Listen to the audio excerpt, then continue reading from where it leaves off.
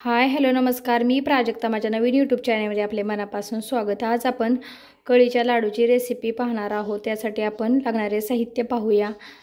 त्यासाठी आपण 4 वाट्या बेसन पीठ घेतलेले आहे स्वच्छ चाळून, आणि त्याच्यासाठी आपण 3 वाट्या साखर घेतलेली आहे.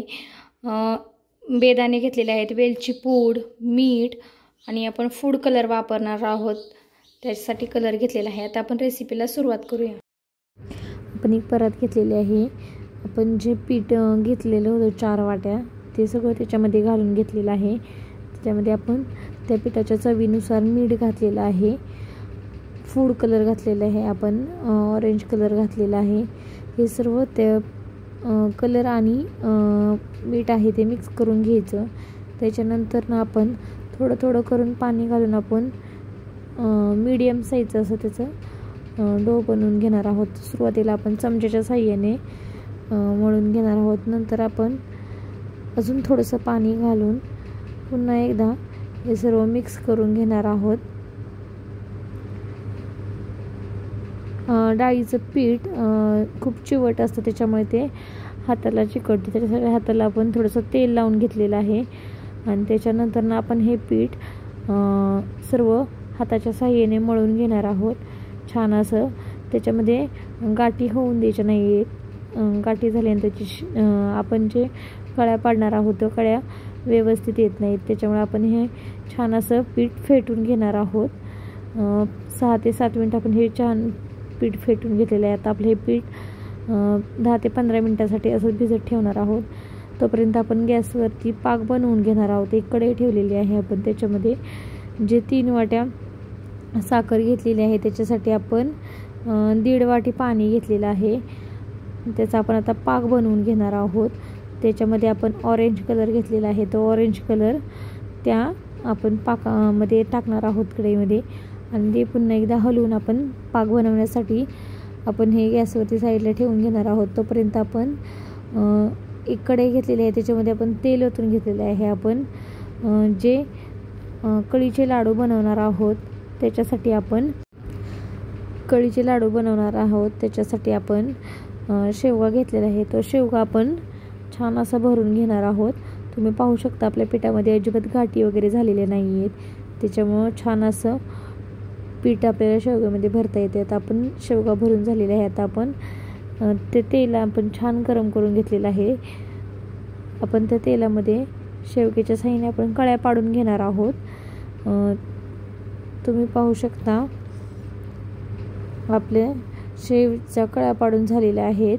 आता आपण हे छान असं पचवून घेणार आहोत. दोन्ही पण साईडने आपण छान अशी कळी पचवून घेणार आहोत.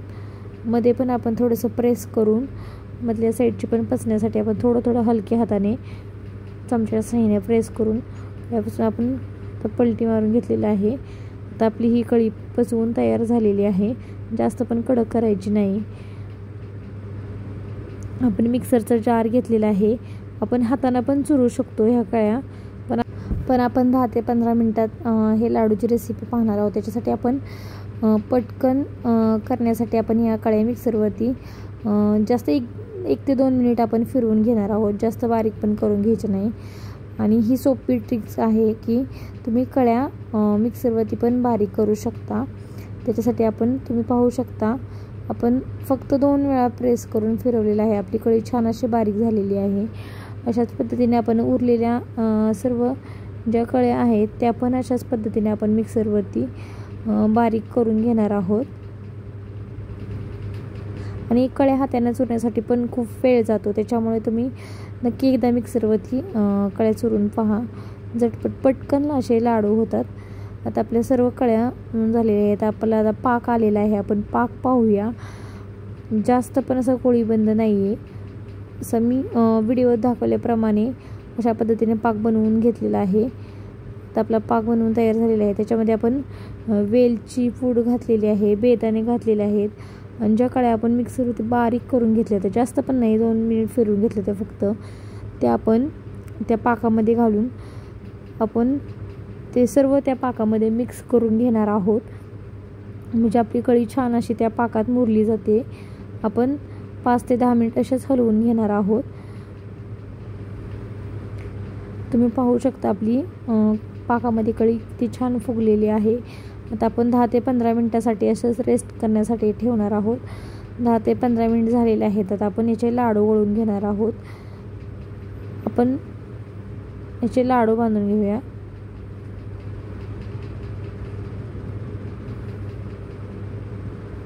तुम्ही पाहू शकता आपले छान असे लाडू पळता येत आहेत. आता अशाच पद्धतीने आपण उरलेले जे सर्व लाडू आहेत ते पण बनवून घेणार आहोत. एकदम मऊसूद असे लाडू होतात. तुम्ही नक्की करून पहा अशा पद्धतीने.